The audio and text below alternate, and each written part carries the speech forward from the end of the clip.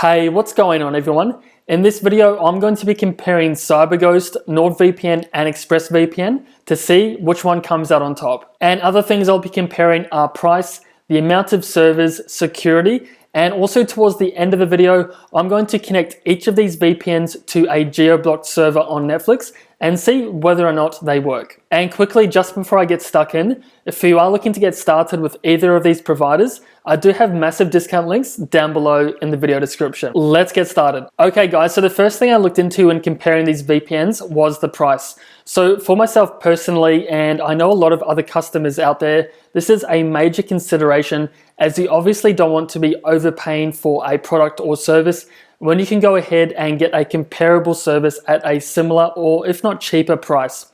So in this particular category, I would say CyberGhost and NordVPN are around the same level, followed by ExpressVPN, which comes in at a whopping $6.67 per month. And this is based on their 15-month plan, which comes to a total of $99. And as for the cheapest of these three, it definitely is CyberGhost, as they are only $2.75 per month, based on their 36-month plan, which comes to a grand total of $99, followed by NordVPN, which is $3.49 per month, based on their 36-month plan. So in this particular category, CyberGhost edges just a little bit ahead, followed by NordVPN and ExpressVPN. So the next thing I looked into when comparing these VPN providers was the amount of servers that you can connect to, and also the amount of countries on offer. So this is an incredibly important consideration, especially if you're looking to connect to geo-blocked content. So in this particular category, CyberGhost does come out a little bit ahead again, as they do have 5,745 servers to choose from, followed by NordVPN that has 5,200 and Express that has 3,000. However, on the flip side of the coin, if you're looking at the countries, ExpressVPN does have more locations to choose from, as they do have 94 different countries, followed by CyberGhost that has 89 and NordVPN that has 59. So in this particular category, I would say CyberGhost does come out a little bit ahead, followed by NordVPN and then ExpressVPN. So the next thing I looked into when comparing these VPNs was the VPN protocol, the encryption, and also the compatibility with torrenting managers such as uTorrent and BitTorrent.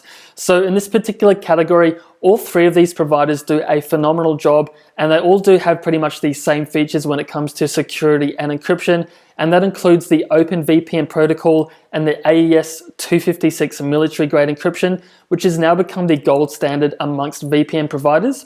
And also when it comes to torrenting, from my own experience with using all of these providers, all three have allowed me to change my IP address and become anonymous when downloading P2P torrenting. And also when it comes to logging, all three of these providers don't have any timestamps, any logging or bandwidth usage that they store on their data, and they're also located in jurisdictions where they don't have to adhere to data retention laws. So in this particular category, all three of these providers do a fantastic job when it comes to security and encryption. Okay guys, so the next thing I looked into when comparing CyberGhost, NordVPN and ExpressVPN was the amount of devices that you can connect to simultaneously on a single account, and also the compatibility with different platforms as well. So as of making this video, CyberGhost does allow you to connect up to 7 devices, NordVPN 6 and ExpressVPN 5. And when it comes to the compatibility of all three of these providers, I'd say all of them do a fantastic job when it comes to connecting to, say, your iPhone, Android device, Mac computer, Windows, and so on. However, if you are looking to connect to maybe extra devices such as your Fire TV, Apple TV, Roku, Kodi, PlayStation, Xbox, then in this particular category, I would say ExpressVPN actually does come out ahead, as they do have a massive laundry list of devices that you can connect to, followed by NordVPN, which does have a similar list. Okay guys, so the next thing I looked into when comparing these three VPNs was the compatibility and also the speed of accessing geo-blocked content on Netflix, and also other platforms such as BBC iPlayer, Voot, and the list pretty much keeps going on. So when it comes to compatibility, I'd say all three of these providers, from my personal experience, do a fantastic job at allowing me to bypass the geo-blocked restrictions. However, when it does come to speed, I would say CyberGhost is a little bit let down. From my own experience, they definitely are a lot slower when compared to NordVPN and ExpressVPN. And just to show you guys an example of this, I'm going to jump over to my Netflix account and connect each of these VPNs and play a little bit of Netflix in real time, just so you guys can get a real world indication of what it's like to actually use these providers. So I'll just go ahead and do that one now. Okay guys, so the first VPN I'm going to show you guys is NordVPN. So I've already gone ahead and opened up the app, and at the moment I'm not connected to any VPNs whatsoever. So this means I'm missing out on thousands of TV shows and movies that can only be found in other regions. So to go ahead and use NordVPN, you simply just have to go ahead and open the app and kind of pan around for a particular location that you would like to connect to. However, you can just go ahead and search for a country or city alternatively, and I actually do find this to be a lot faster. So in this instance, I want to go ahead and connect to the United States. So I'll just go ahead, search for that location, and then go ahead and click on that country. And this will go ahead and connect me to the fastest server that NordVPN can find in America. And once this is highlighted in green, this just notifies me that my entire computer, including all of my browsers, whether that's Safari, Google Chrome, Firefox, is now connected.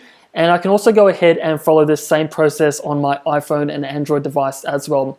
So now that I'm connected, I'll go back to my Netflix account, and then I'll go ahead and refresh the browser. And this will go ahead and load me onto the American-based version of Netflix.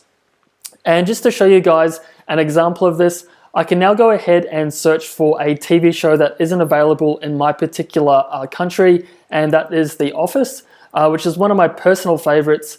And I'll just go ahead and search for that one. And as you can see guys, I now have access to The Office TV show, plus some additional TV shows that aren't available in my location, such as Parks and Recreation, New Girl, Grey's Anatomy, Better Call Saul, and the list pretty much keeps going on. So what I'm going to do now is go ahead and play a really small snippet of this TV show in real time.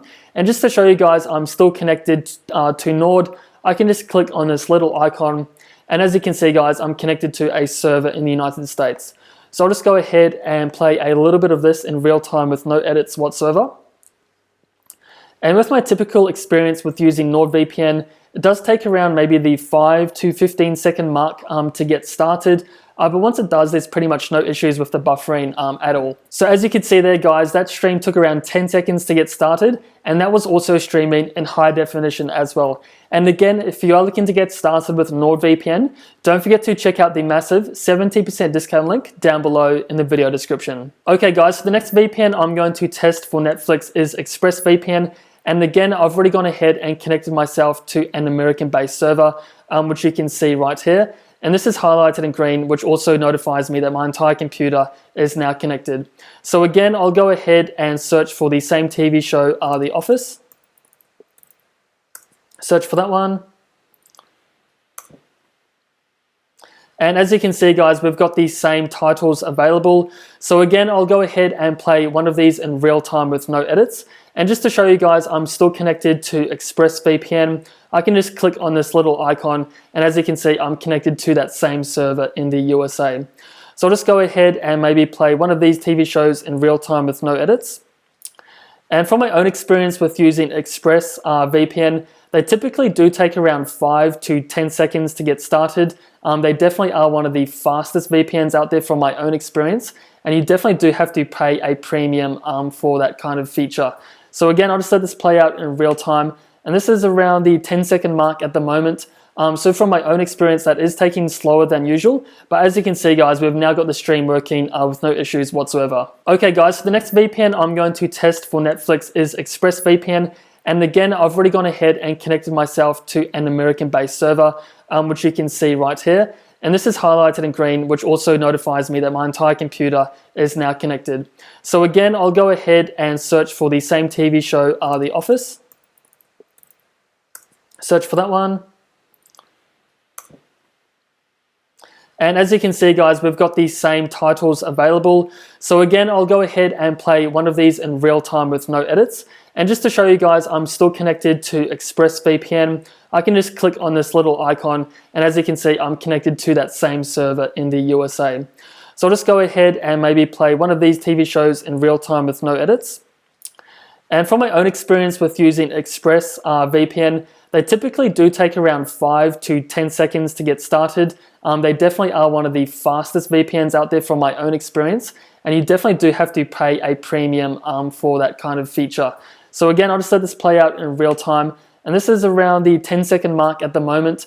So from my own experience, that is taking slower than usual, but as you can see guys, we've now got the stream working with no issues whatsoever. Okay guys, so the next VPN I'm going to try is CyberGhost. So I've already gone ahead and connected to a server just to speed up the process of this video. And if you actually want to go ahead and change your location, that's very easily done by clicking on these arrows. And this will allow us to go ahead and again search for particular cities or locations. So now that I'm connected, I can now go ahead and search for additional TV shows and movies. And again, I'll go ahead and search for The Office. Search for that one. And as you can see guys, we have the same TV shows available. So again, I'll go ahead and play one of these in real time with no edits whatsoever. So I'll just go ahead and maybe play a different one this time. So I'll just go ahead and play on this one. And from my own experience with using CyberGhost, I have found them to be typically slower, especially when compared to NordVPN and ExpressVPN. They typically do take around 15 to maybe 30, even 40 seconds to get started, depending on the time of day that you are trying to connect to, and also the server as well. So as you can see guys, we're kind of hitting that 15-20 second range now, and it's still not loading. And this definitely is one of the kind of sacrifices you do have to make when choosing sometimes a cheaper VPN. And even though CyberGhost does have more servers than Nord and ExpressVPN, I do find their servers aren't as well optimized. So this does result in sometimes these servers not performing as well as they should do. So if you are looking to use CyberGhost for accessing geo-blocked content, then this definitely is something to take into consideration. But if you are looking to save a bit of money, then this is definitely worth it. And as you can see guys, that maybe took around a minute, maybe 50 seconds to get started. So there you have it guys, that's my comparison of CyberGhost, NordVPN and ExpressVPN. So as for the one that I would personally recommend, well, it completely depends on your needs and your budget. If you're looking for a cheaper option, then CyberGhost might be the one for you. However, if you're looking to spend a little bit more, then NordVPN might be a really good balance between the three, as they do provide fast speeds at a really affordable price. So again guys, if you are looking to get started with either of these providers, don't forget to check out the discount links down below in the video description, as it definitely helps out this channel. And also, if you guys have any questions about VPNs, accessing geo-blocked content, or anything along those lines, then feel free to comment down below and I'll be more than happy to help you guys out. And as always, thanks for watching. I'll see you all in the next one.